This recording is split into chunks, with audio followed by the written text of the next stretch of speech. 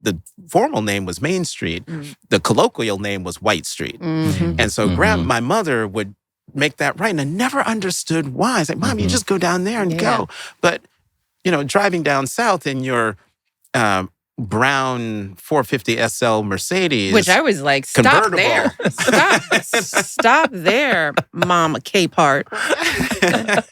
With your Benz. I know, with her Benz. She was like, and we going down White Street in our Benz. In our Benz. And as I write in the book, it was like it was a slow motion protest at 15 miles an hour. Right.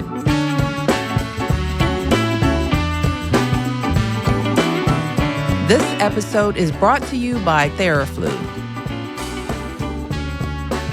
How are you? I am really well. I got a good night's sleep last night. And I have the beds at the Airbnb to thank for it too, because oh, that's right. Yeah, you've got, so the beds are comfy, comfy where you're staying. And not everybody has the same mattresses, right?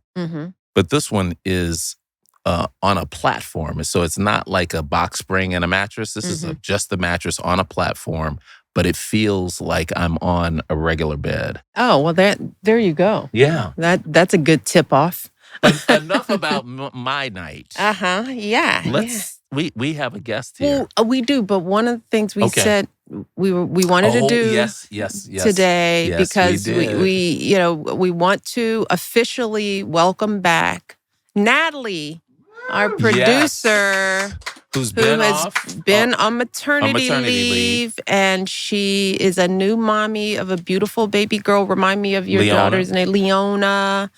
And she's back. Welcome back. And we also want to say thank you to Julia, who substituted in your stead and did an excellent job. So, Julia, thank you so much. Welcome back. And now to Natalie, and thank you to Julia. We got them both holding it down. So. I know. Do we get both of you now all the time? Okay. So now, we have a friend of yours, and I met him many years ago during the first administration in the White House.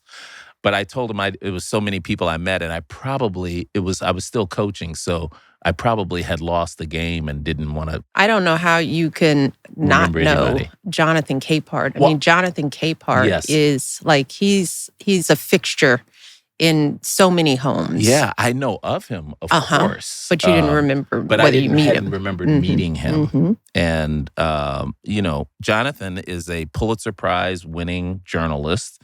He's also the co-host of the morning edition of The Weekend. He's an analyst on the PBS NewsHour. This man's got a lot of jobs. I know. Capehart was previously associate editor at The Washington Post, where he was also an opinion writer. His memoir, Yet Here I Am, was published earlier this year and was an instant New York Times bestseller. Yes, it was. It is a really nice read. It's a beautiful book. It's a beautiful book, and I'm looking forward to talking to him about it. So, without further ado, Jonathan Capehart. Here he is. Hey, good to see you. Thank you for having me. Thanks for being here, man. Great to see you. Great to see you. Nice to see you again. Jonathan, welcome to IMO. Thank you very much. We did this. We concocted this this visit because of your best-selling book. We talked about it a bit. I was like, why don't we talk about it on IMO? Yeah. And I was thrilled that you wanted to have me on and talk about the book. And I'm looking forward to these. Do you understand how weird this is? I'm the journalist. Yeah, I can imagine. I'm the one who asks the questions and try to find ways to get you to not get off your talking points. And now I'm getting it from you guys. But this is going to be fun. Yeah. I don't know. You say that now. But this is what I love about the book. It's a beautiful book. It's, it's a wonderful journey through your life. But I love it because in telling your story, we get to see all of Jonathan Capehart. It gives us a real connection to you as a human being, as a man. Your journey is beautiful, and it's beautifully told in this book. So congratulations. Yeah. Thank you. Thank you very much. It's a nice read. It really is. And I didn't become a reader until I was an adult. I knew how to read, Well, but I didn't. I know the way you say read, that. I was but like, it's true. whoa, I I missed only that read part. for school, and I've told the story many times that the first book that got me to be a reader was Firestarter by Stephen King, and so I have this pattern of I have to read 2 nonfiction books in order to get to read one fiction book. Oh. And yours, of course, is a nonfiction book. So yes. it was a nice one. So thanks for doing it, man. Oh, sure. I feel like now I feel like I know. I mean, if really you don't know me after reading now, that book, I don't know what book you read. So tell us about the process of it and how it sounds like it was wonderful, but I want to hear from you. So what was it like writing it?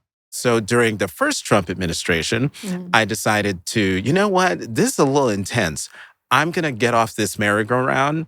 And all these stories that I had in my head from my summers as a kid, spending them in North Carolina with my maternal grandparents, I'm finally going to get them out of my head and onto the screen. And I spent an entire weekend just writing what I started calling the Down South chapter. Wow. Writing about how the prominent thing is I went to Catholic school in the North and then would go down south to North Carolina and spend the summers with my Jehovah's Witness grandmother. That stood out because I don't think I knew of your connection to Jehovah's Witness faith. And I didn't realize that your grandmother was such a devout witness. Are they called witnesses? Yeah, yeah. So you've been going down south since... Yeah, since how old? I can't even remember the first time I went down. But, I went basically every summer until I was 12. Yeah. And so going down south, being in the heat, the humidity, the mosquitoes, the thunderstorms, the rain hitting the tin roof, all of that those memories, the smells of the summer never left me. And especially going witnessing with my grandmother. It was this woman, she only had a 4th grade education. She knew how to read, she knew how to write, and she was such a devout Jehovah's Witness that we would go witnessing on these country roads in North Carolina. That's a trip. If I'm just picturing this old lady and this well-dressed little man in the back, talk about help us paint that picture for us. Grandma or Sister Isla Mae. Sister Isla Mae and I made for quite a pair. Now, we'll put aside my fashions for a moment. My grandmother, she liked to dress. And she would get a simplicity. She would look through that. Wasn't there a book or something you could look through? Buttermilk. There were tons of catalogs for patterns and right. So she would flip through, and then she would see a pattern, and then we'd go into town, Murfreesboro, and go find the pattern, and then bring it back home. And Grandma would make her dresses. Right there on the kitchen table. I could still hear the scissors crunching on the metal tabletop. Yeah. And then she would sew them. She'd get behind her little Singer sewing machine. And then on Sunday, you couldn't tell her nothing. She just slip that sack dress on over her head, put her faux pearls on, cock that wig on just right, and put her, purse in the crook of her arm, Queen Elizabeth style. Yes. And you couldn't tell Sister Isla Mae Kindred not a thing. And so then there's me, so my family calls me Todd. Everybody in my family calls me Todd. So there I am, little Todd or Todd. Todd. And I see myself in like khaki pants, of course. A little shirt. Button down. Little button down. Blue? White? What? I don't remember. Probably. I mean, I do remember like a khaki pants and a red polo of some sort. Oh. I like to look good. It was because of my grandmother, but also my Aunt Annie. My Aunt Annie Branch. She was like, I like it when you dress up. You look nice. And so it was all about looking good for Aunt Annie, looking good for Grandma. And of course, you're going to Kingdom Hall on Sunday. You got to look your Sunday best. Yeah. So it stuck. So you're pulling up to somebody's house. I'm sorry. No, I'm just going to say, we didn't go down south as often as you did. You went every summer. We went a couple of times, 3 times maybe in our childhood. Oh. Yeah. So you and Grandma all dressed up, you go down a country road to witness, and you're going to all kinds of folks' house, white folks, black folks. Nope. Oh, I wasn't sure because one of her friends. Yes, Miss Betsy. Betsy, tell us about Miss Betsy, because that story was very sweet to me. So I don't remember how Grandma met Miss Betsy, but Miss Betsy was a true character, true character. Jehovah's Witness, but her husband didn't know. Her best friend was my grandmother. Her husband, who, according to Miss Betsy, was just this out-and-out racist, so could never know that one, she was a Jehovah's Witness, and two, she was cavorting with black people. And so whenever we would have to go, not to Kingdom Hall on Sunday during the daylight, she could make her way.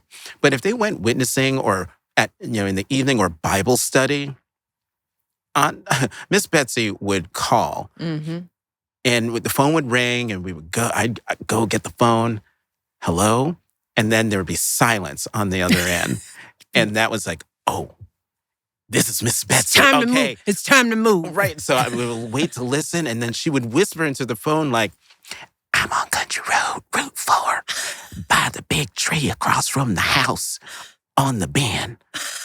I'll be hiding in the ditch. You honk your horn when you get there. Like, okay, hang up the phone. I'd run in. Okay, I know where Miss Betsy is. I'd tell Grandma, and Grandma, driving really slow. Hour later, I'm just picturing Miss Betsy in the ditch, wondering, where is she? No, she knew. she knew. So we pull up, in this one instance that comes to mind, and, it's pitch black. The brights are on, and Grandma beeps the horn, and we just sit and we wait. Because, what if we were followed? What if her husband's following us? And then out of nowhere, Miss Betsy would pop up out of the darkness. And she's this white woman in her own sack dress, purse in the crook of her arm, Bible in the other hand. Just the white version. Right, the white version of Grandma. And she would come running, old lady Wally running to the back. Miss Betsy would dive into the back seat and get on the floor. And then we would drive away in case her husband was following us, which he never did. And then she would get up. Yeah. And we would be laughing, and she was just wet. She was always just sopping. Well, after laying in the ditch and then running in a sack dress, I mean, I'm like, I bet she was sweaty. Humidity, like she would kiss us, give us hugs and kisses, cheeks all wet. I hate that to this day, but it was so sweet. It was really, really sweet. I mean, it's a sweet story, moving, touching on so many levels, but it spoke to the challenges of a deeply still segregated South. And you witnessed, you grew up in that. I mean, like Craig said, our experiences in the South were intermittent, but you going down there every summer and living it, and talk about what it felt like to be a black boy in the segregated South. Well, I mean, I didn't know what it felt like until, decades later, and particularly when writing this book, understanding, what were those summers like? Oh, Severn, North Carolina is a Jim Crow relic of a Southern town. My mother, I read about how my mother, when driving down South, when you're coming down the road, the first right will take you down Main Street. The second right further down will take you down the street where she was born and raised. My mom always took that first right down Main Street. Main Street, wide, paved boulevard, the double yellow line. The street was lined with these big houses, and the formal name was Main Street. The colloquial name was White Street. And so my mother would make that right. And I never understood why. It's like, Mom, you just go down there and go. But, driving down South in your brown 450 SL Mercedes. Which I was like, stop there. Stop there, Mama Capehart. With your Benz. I know, with her Benz. She was like, and we going down White Street in our Benz. In our Benz. And as I write in the book, it was like it was a slow motion protest at 15 miles an hour. Right. You know, the black, daughter of Severn is back in town. She's announcing, I'm here. I don't have to honk my horn. Let the car do the talking. Yeah. And I'm home. I'm here with my northern address and my education, and I'm bringing my kid. Yeah. And so, but then you get around the bend. In those early years in Severn, that street wasn't paved. It was a dirt road. And it had no name. And one summer we came back and it was paved, but it was paved in sort of like tar and those pebble rocks. So when the sun was beating down on the summer, it would bubble up in tar. So my feet would be covered in tar because I'm running around. I'm a kid in the summer running around in the street and on the grass and everything. Again, no formal name until they named it South Street. But it's still known to this day, Colored Street. Yeah. Wow. We were the first generation in our family that didn't have to pick cotton. Yeah. And we were sort of the first generation of sort of, quote unquote, post-civil rights movement kids. I was born exactly 3 years to the day after the enactment of the 64 Civil Rights Act, less than 2 years after the passage of the 65 Voting Rights Act. So at, 5, 6, 7 years old, I'm the first child, we're the first children in our family to live in de jure freedom in the United States. And I'm doing it there in this, where segregation is still kind of around us. It is among the many memories in writing the book where I realized just how much those summers shaped my worldview, my view of this country, my view of myself, Miss Betsy.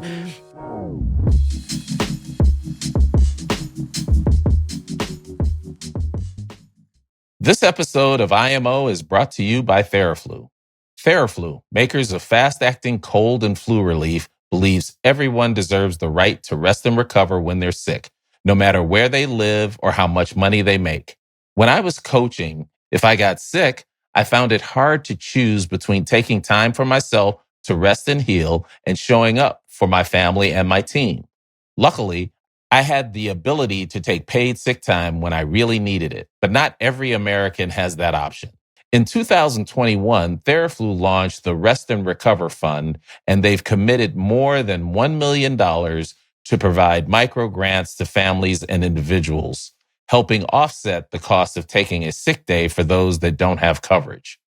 Everyone should be able to prioritize their health without risking their ability to put food on the table. That's why Theraflu is committed to keep fighting, because rest and recovery is a right, not a privilege. Learn more or help someone apply for the fund at theraflu.com/right to recover. This episode of IMO is brought to you by Indeed. Typically, your college major is unlikely to be your profession, and that's certainly the way it was for me. So it's really important to be extremely flexible and open-minded about what you're willing to pursue. Think broadly in your search. That's why it's important to think outside of the box and tap into your skills for your next career move. Indeed Career Scout can help you land your next role fast, leveling up your job search process with personalized recommendations and support. Being open to change helped me explore roles I hadn't imagined, which made my career richer and more fulfilling. Indeed Career Scout can help you do the same by connecting you to opportunities you might not have considered based on your skills and interests. It's like a personal career coach that makes every part of the job searching process easier.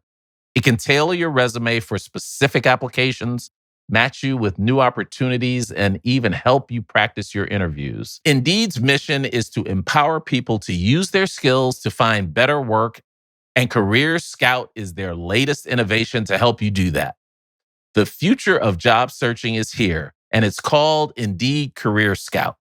Try it today in the Indeed app.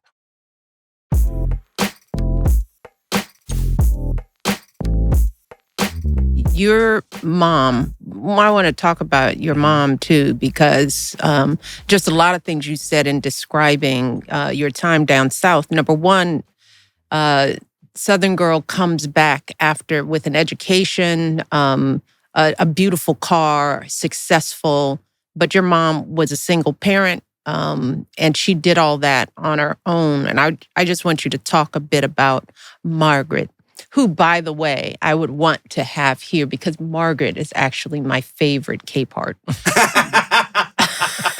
You know, she is going to dine out on that forever. Well, tell us about your mom's story, her journey, and how she pushed through, and what was she like as a mother to you, all of that good stuff.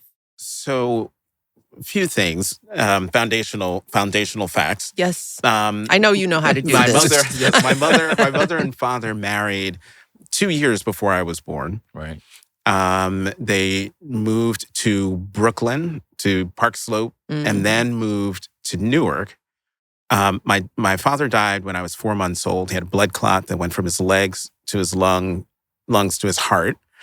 I found out from my godfather years later that the doctors told him he needed to have his legs amputated. And so my father apparently said to them, well, I like to dance. And so you are not taking my legs. I was born with 2 legs. I'm going to die with 2 legs. And my godfather told me that from that moment, he decided to live life the way he wanted to live it. And unfortunately, that meant he left his pregnant wife, before I was born. And so when he passed away in 1967, no one called my mother to tell her that he had passed away. Oh, I left out a key point. When he left, he moved in with another woman. Yeah. No one called her to tell her that he had passed away. She would call daily the hospital to check in on him because my mother is a nurse. She's now retired, a nurse. And they said he passed away. And then she told me a guardian angel came to the apartment in Newark and said, you need to get over to Capehart's place now and get his legal papers. Yeah. Go and get all of them. My mother said, he always traveled around with an entourage. And so she goes over to the house with police officers. And she said, you walked in and there were just people sitting around.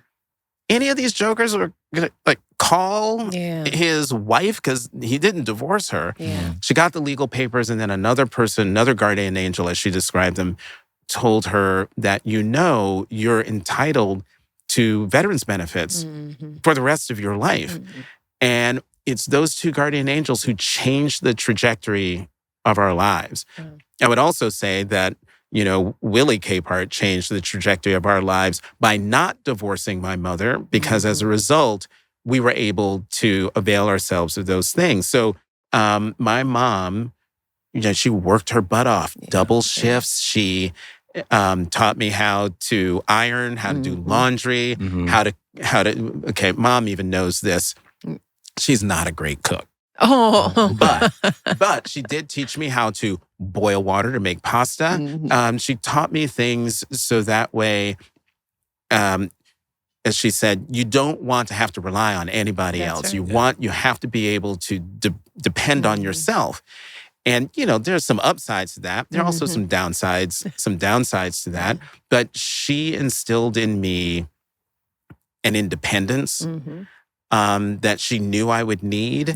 She sheltered me as much as she could from the slings and arrows of life, particularly when it comes to matters of race. And we left Newark and moved to predominantly white towns. And the first day of school, she would say, okay, 2 things. 1, anybody calls you the N-word, you let me know right away. And 2, don't let them put you in vocational education. That they're always trying to push us into voc ed. You are going to college and you should be in college prep courses. Like, yes, ma'am. And did she intentionally move into a neighborhood where she felt you would have, how did she think about education? And, And the fact that she lived in a predominantly white community. I think you said she made choices about where she was going to live to ensure that you got.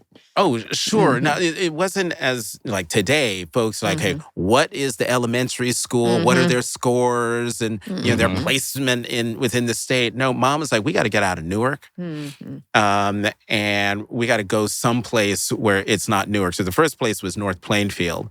Lovely, not ideal. We only lasted 2 years. And then we went further south to Monmouth County to this town called Hazlet, New Jersey. And we were only there for 4 years, but to me, that was an incredible lifetime. And, another predominantly white town where I just dove in. I ran for student council, became student council vice president at Beer Street Elementary School, and then did the same at Raritan High School. Like dove right on in. And you felt accepted? Did you have issues of race, teachers lowering your expectations? Did you have any of those kind of challenges? When I got to Raritan High School, I was like looking forward to, going to homeroom with my fellow nerds. And instead, my homeroom was the shop. Yeah.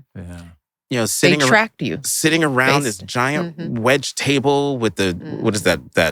What's that thing called? The vice. The vice. Yes, that vice thing. Smell the turpentine and wood and oil and metal and stuff. Jonathan's like, where am I? This isn't Kansas anymore. What is happening? My khakis, they're going to get dirty. How dare they? But Jonathan, I want to go back because I think there are a lot of mothers who are like Margaret, single mothers who are raising Black kids, and somehow she gave you the confidence to walk into these spaces and be okay, fit in, not feel intimidated. How did she do that? That is a great question. I think it's a combination of her parenting, but then also just sort of the way I was. I took it upon myself to be like, hi, I'm here. Let's be friends. Also, you're an only child. You want to go make friends. So it was just perfect. My mother, I'll never forget, she, again, her admonition was, if anyone drops the N-bomb, you let me know. Well, it happened one day in Hazlet, right outside our apartment. And it was a kid who was not part of our crew, but he dropped it. And I ran in screaming to my mother. It happened! He said it! Mom! She comes running out. Halfway wanting to see what would happen. Right. So mom comes down and she breaks it up and says, my little friend's home. And then she says, Todd, come here. We have to talk. We sit down on the sofa and Skip, my next door neighbor, was also my very best friend. And she says, now listen, you and Skip right now, you're equals. You're right here.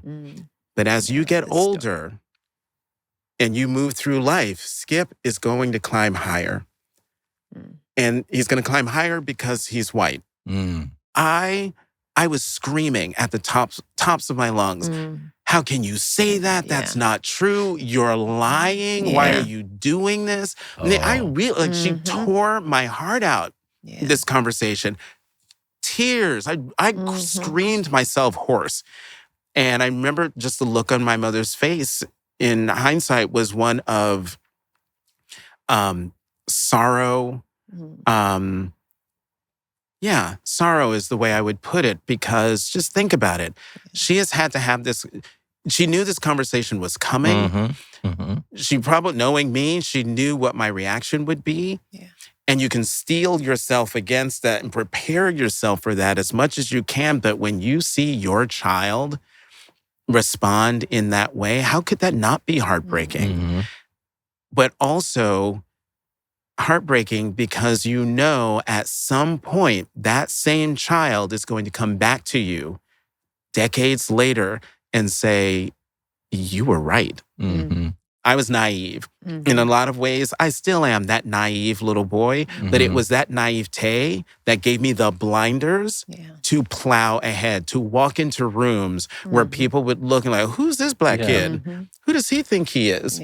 And also, you know, back to my mother always made a point of ensuring that education was front and center. We would go out to the mall and she would say, don't even think about going into Toys R Us, KB Toys, not going, not buying you a damn thing. But we go into Barnes and Noble because Mom would always go into the bookstore. I'll spend whatever you want on any books. She said, you are going to college. And if you are 18 and not in college, you are not living here because I'm not taking care of a grown man. So I was always going to college. It was it was just a matter of getting in and where would I go. So speaking of college, I want to delve into the Carleton College because you write about knowing that you were gay since you were 10 years old, but you did not feel comfortable until you got to Carleton. Can you talk about that? Because I'm just fascinated by that because I'm a Midwesterner, and I think people in the Midwest are nice. What was it about Carleton that made you feel comfortable enough to sort of be yourself? Well, two reasons. One, Carleton is a very nurturing environment, one. But two, it boils down to a person, and his name is Matthew Brooks. And he was a year behind me in college, and we met my sophomore year, his freshman year, and in Goodhue Hall. And he was gay. He didn't tell you he was gay. You could just look, he's gay. He didn't run away from it. And in fact, he took over. He, became part of the leadership of the gay group on campus. Moved it from the basement of the chapel to the second floor of the student union. And just symbolically bringing it out of the shadows, putting it someplace where, people might see you, but guess what? You're not hiding. This is not something to be ashamed of. And so, coming out at Carleton was easy. I mean, relatively easy. And what was going on with you internally in this process? I mean, you're having this awakening at Carleton on so many different levels, but you're doing it away from home. And there was the Jonathan at Carleton, but then there was this whole Todd back home at home. And how did you feel as you were coming into your own? What did that do to you? Was it frightening? Did you worry about, what this would mean? I never feared that my mother would disown me. That my family would kick me out, and why the is that? Things. Why did you know that for sure? I just did. I just did, and also I'm of the mind that you're gonna kick me out of the family because this is who I am. Okay, well, bye. Exactly, bye. So when I was at Carleton, sure, you're dealing with these things. You're struggling. Like, who am I? Is this me? What's going on? How will my friends react? But there's a liberation there. But then you go home, and now you're under the roof of your mom and me at the time, my stepfather. But you get home, and now you have to go back into the closet. And so finally, when I came out to my mother, it was, it was a relief. Was it a surprise to her? Was it sort of like, I was just waiting for you to tell me? It's a yes and no. All moms know. I maneuvered the conversation so that she would ask me. Because so many times I came up to the line of saying, Mom, I'm gay. And chickened out. So I'm back from Carleton. I graduated and stayed a year to work as assistant to the president of the college.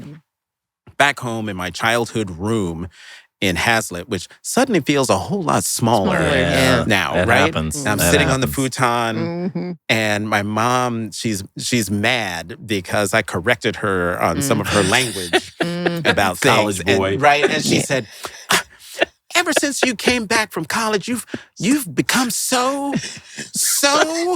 liberal. It's like, ooh, like, slap me ooh. in the Right? face. It's like, dare you? And I said, well, what are you talking about? And so we go back and forth, and I said, I just and somehow made the way to, gays and lesbians. They're always talking about, wanting to be accepted and blah, blah, blah. Well, they're doctors and lawyers and journalists and all these things. You are part of the mainstream, blah, blah, blah. And my mother, standing in my door, she's like this, well, are you gay? And right then, I'm sitting on my futon, feel like this beam of light, like I'm in my own one-man show. Yeah. And it was a moment of truth. And I said, yes. The first thing she said, first she goes, why? And I said, I don't know. And then She says, why? Oh, that's sweet. And then I said, why, it's not your Jonathan? fault. I What's said, that? it's not your fault. It's just me. It's just who I am. And then the next thing she said to me was, don't tell anybody. You don't want to ruin your career. And I looked at her and I said, too late. I'm not going to go out and tell, It's that nobody's if someone business. asks me, I'm not going to lie. Yeah. Right. And also, besides, have you seen, I got a big, there's a gay bar in, I don't know if it's still there, in Minneapolis called the Gay 90s. And it has a big neon sign. It says Gay 90s. And then it has like these rainbows that come down in neon lights like this. And I said, I've got this neon sign over my head that says, Gay 90s. Gay 90s. So, I mean, if you got your eyes open, you already know. Yeah. So, but I'm not going to lie. And, this was a part of the tension between my mother and me. She's from the older generation where you don't talk about these things. You don't put yourself out there like that. You don't make risks like this. And I'm from the new generation, the post-civil rights generation. I'm still that I'm free. kid. I'm free. And the world is changing. While it's not changing as much or as fast as I think it is, or that I hope that it is. So the truth is still somewhere in the middle. Yep.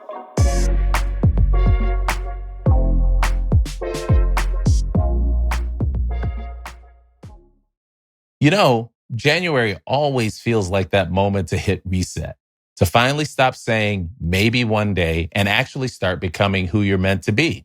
And that's why I love Shopify.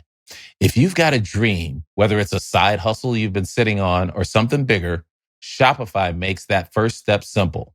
So let me ask you, what's the one thing you've always wanted to build but kept putting off? And how different could your year look if you just started now?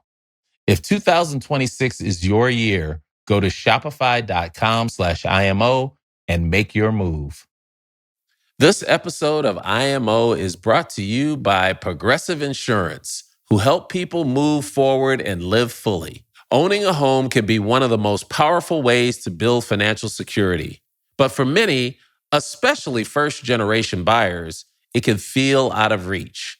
That's why I appreciate what Progressive is doing. In 2024, they contributed over $7 million to help individuals and families break the cycle of renting by providing support, offering educational resources, and developing tools to build long-term financial stability through home ownership.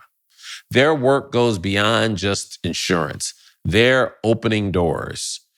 Through their newly created Up Payment program, Progressive is helping first-generation homebuyers move closer to the dream of home ownership by offering eligible applicants a chance to receive a down payment assistance grant. Owning a home for me made me feel grounded and also set me up for the future.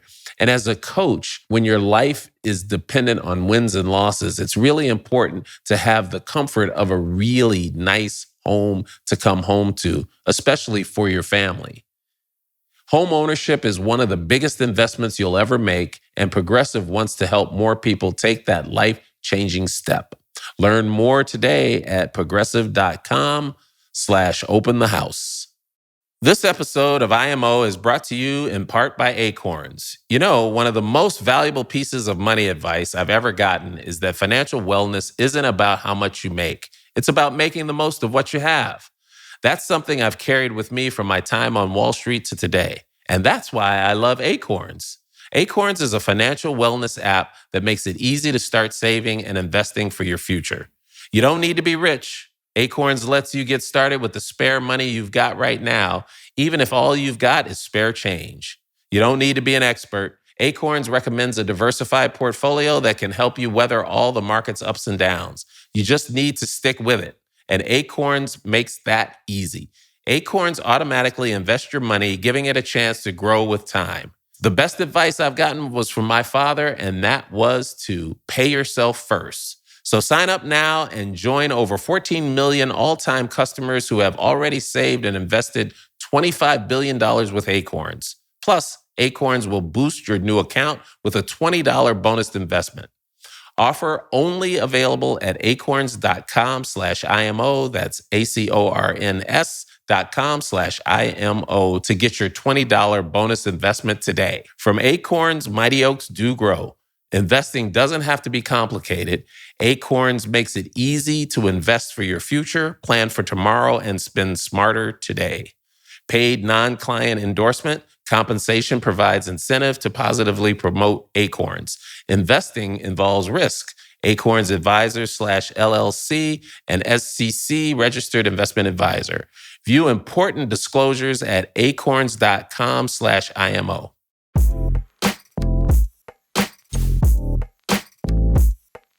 Now, Margaret was your protector. I mean, in so many stages of your life, she was being honest with you, protecting you from the truth, preparing you, making sure that she was taken care of. And the reason why I want to talk about her second marriage, your stepfather became one of the voices that could have made you think that you weren't worthy. He was someone.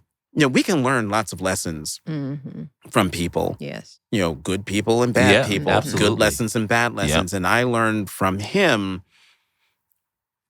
what not to do. Yeah. How not to be. Yeah. How not to treat people. Yeah. And so if he did it or said it, or I knew, this is not right. This isn't kind. This isn't how you should treat someone, or at least that's not how I'm going to treat someone. And especially when I had someone like my Uncle McKinley Branch, who was the complete opposite of him. I had the counterbalance. And Uncle McKinley had been in my life since birth. Right. My favorite aunt and uncle, Annie and McKinley. And from him, I learned what it meant to be a good dad, a good person, a good man. Yeah. He was so caring and loving of his wife and his son, of the family writ large. I mean, Annie and McKinley, they were like William and Kate in our family. Yeah. When they came and down you spent south, time with them too. Yeah, a lot of time. When did you come out to them? Oh. And how? I was going to bring my first long-term partner down south for Thanksgiving. Grandma was still alive. But my grandmother said, yes, come on down. I want to. And she knew. Wonderful. Yeah. I want to meet him. And then I got a phone call from my grandmother about a week before Thanksgiving, or 2 weeks, saying, I can't have that in my house. Oh. And I said, excuse me? I was talking to so-and-so and I just can't have that in my house. And I said, are you talking about Giuseppe and I can't come down? And she said, no. And so I was heartbroken. And Grandma, we were close. Yeah. Super close. Yeah. I didn't talk to her for a good 2 years after that. Yes. And it was Uncle McKinley who said to me, he called up and he said something like, I heard what happened And I want you to know, Annie and I want you to know that we love you. And, you are always part of the family. And, and Giuseppe. And it was all just, it was loving and affirming. And he didn't have to do that. Yes.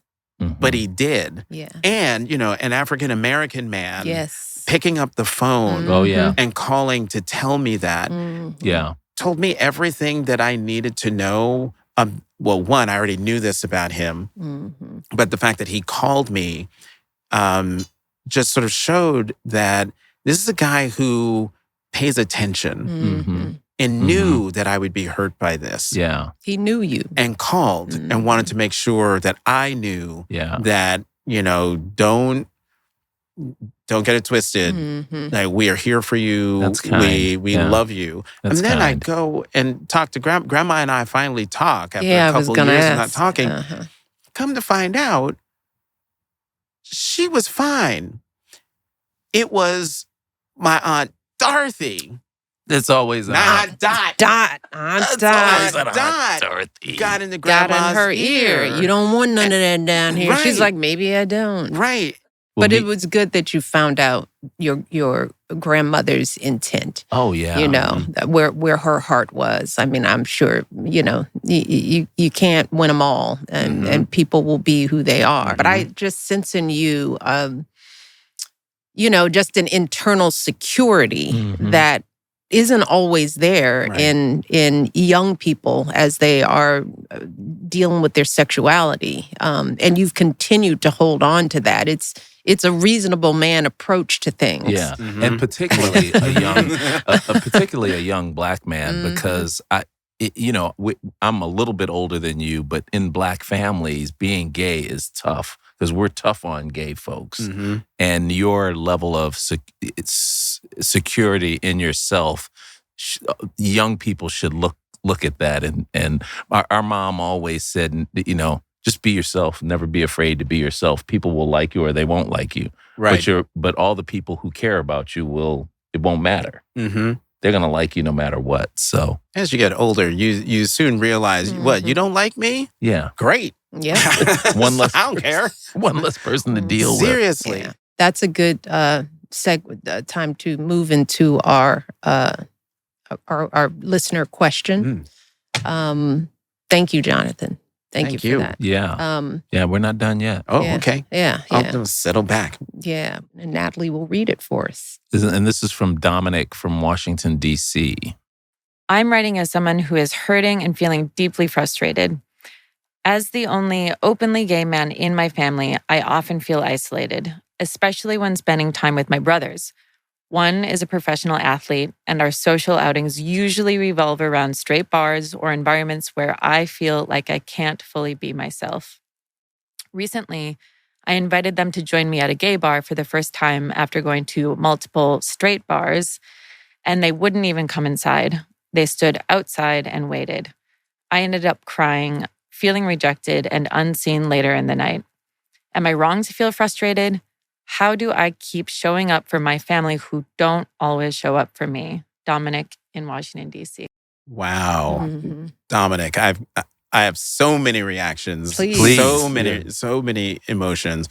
One, I wonder how many, where does Dominic fall in among the siblings? Is he older? Is he younger? Is he in the middle? Is he the Jan Brady of the family? Two, and this gets back to something that I said earlier about family. And maybe this is because I'm an only child and an only child of a widow who taught me to be self-reliant. Yeah. And it's being taught self-reliance to the point where it is not hard for me to even say to family members, you're not going to treat me that way. This is who I am. This is what I am, on a whole range of issues. And if you don't like it, well, you will not have the pleasure of my of my company. And I wonder, Dominic, at a certain point, you are going to have to stand up for yourself, family or no family. Sometimes I think family uses the family tie to keep you in place. And sometimes, you know what? If family's not treating you right in the same way that friends aren't or strangers aren't, at a certain point, family needs to learn who you are. And so those brothers of yours, I don't know how close the relationship is. It must be close if they're at least going to come to a gay bar and stand outside. I don't know what that's about. Right. But if they don't want to, see you, the full you by coming inside the gay bar, but at a certain point, you're just going to have to, where is your chosen family? At a certain point, the real family has to give way to the chosen family. Because as you get older, family ties can be corrosive, toxic, not right. And sometimes it's difficult, but you're going to have to say, you know what? You're not treating me right. I treat you with all the love and respect because you are my brothers. You are my family. But if you are not going to give as much as I give, well, I'm going to have to go and take care of me. What makes me happy? And if that means we don't spend as much time together because I'm with my chosen family where I am seen, where I am respected, in the end, that's what this is about. Family or no family. Are you seen? Are you respected? Do people really care about you? And that's what you should feel. You shouldn't feel guilty in demanding that. Certainly of family. Definitely of family. Do you think Dominic's potentially afraid of losing that connection? Because again, you were an only child. Right. The connection was different. What do you say to the kids out there who are they feel like, well, this yes, I have a chosen family, but I don't want to lose this relationship to my brothers. No, I understand that and recognize that as an only child, I don't know what it's like to have brothers and sisters with all the teasing and the joshing and the talking over each other. And it gets old sometimes. Yeah. Yes, it does go. But in the end, I think what I'm trying to get to is, Dominic, when you know who you are, when you are just firm in your belief, like, this is who I am, then everything else should flow from that.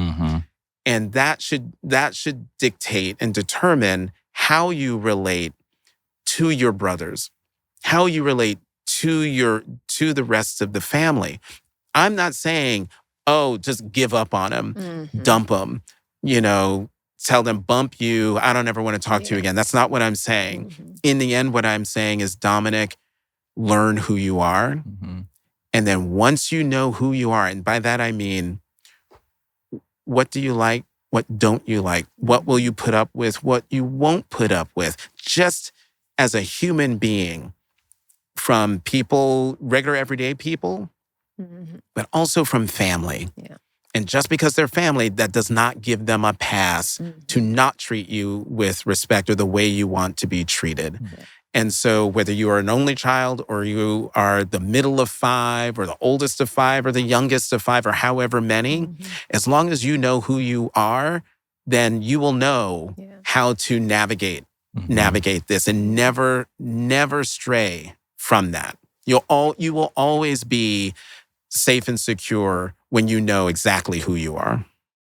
How old did Dominic, did he say? Oh, yeah. He didn't say? Yeah. Well, and that's, strikes me as young. Yeah. Like maybe in his 20s. Still not self-assured yet. Right. Yeah. Right. But, life has a way of seasoning you. Right. Yes. In the end, it's all about boundaries. Yeah. And it takes a while to learn what your boundaries are and then learn how to protect them. And that takes some practice. And if Dominic, if you are young and you're just learning it, that's what, you're going to have to figure that out it's for so many levels of your life. Because if you're not able to do it with your brothers, you're probably not doing it on the job. You may not be doing it with your chosen family and friends. And that's work that, at some point you can't avoid that. Right. There's sacrifice. There's sacrifice in when you set boundaries, you then learn who your friends are. Yeah. And really sometimes who your family is. And with that sacrifice, so you have to be comfortable in the sacrifice. I know because of the boundaries I've drawn and the things that I won't do, that I've probably limited opportunities for myself. And you know what? I am just fine with that. Just fine with it. You have to be just fine with the known sacrifices that come with setting those boundaries.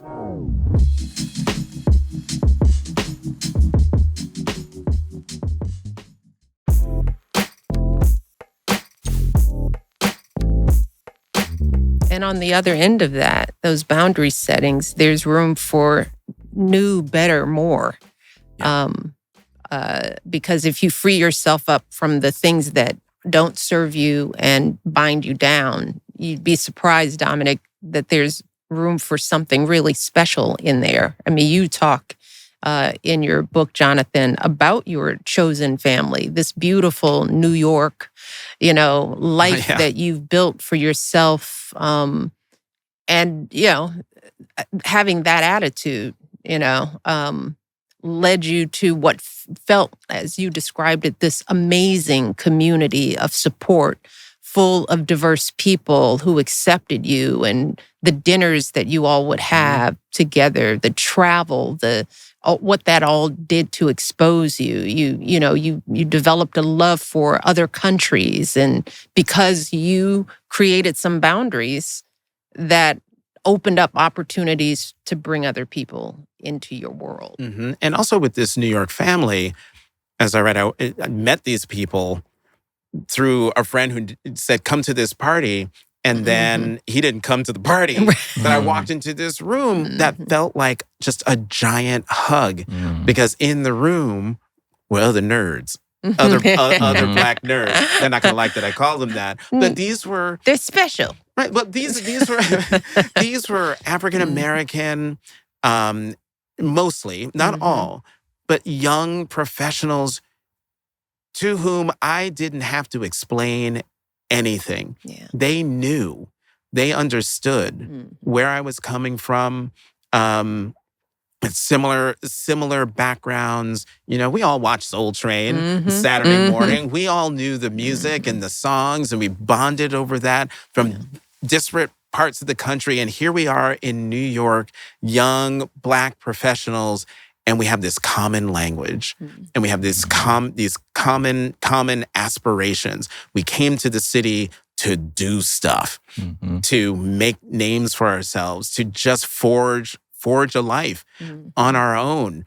And when you realize that you, especially for an only child of a widow who had this, destination with no roadmap, doing all this stuff on my own, and I walk into this room and I'm surrounded by people who are all doing the same thing, generally speaking, but come from different backgrounds and different sized families, and we all have this common cultural ancestry.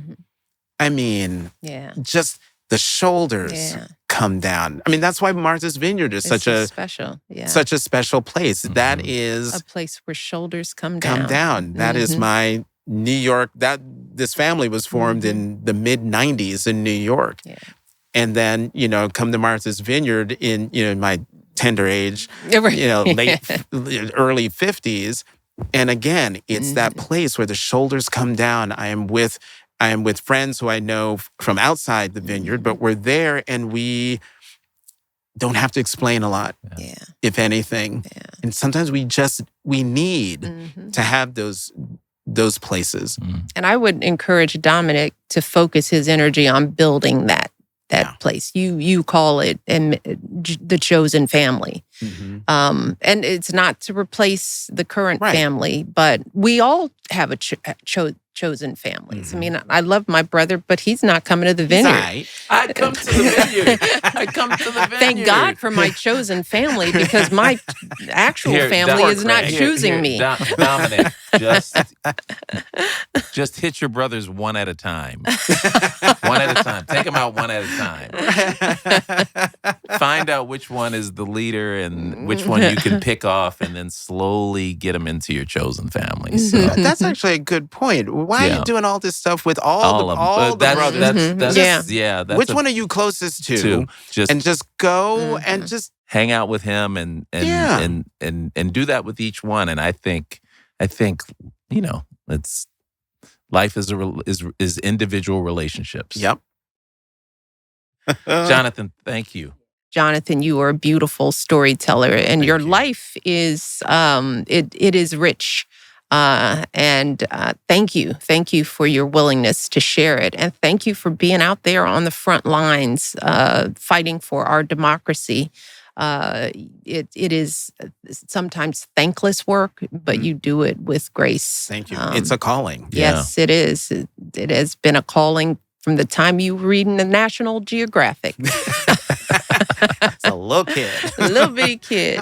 But appreciate the truth. It is it is such a pleasure. Oh, thank you. This was fun.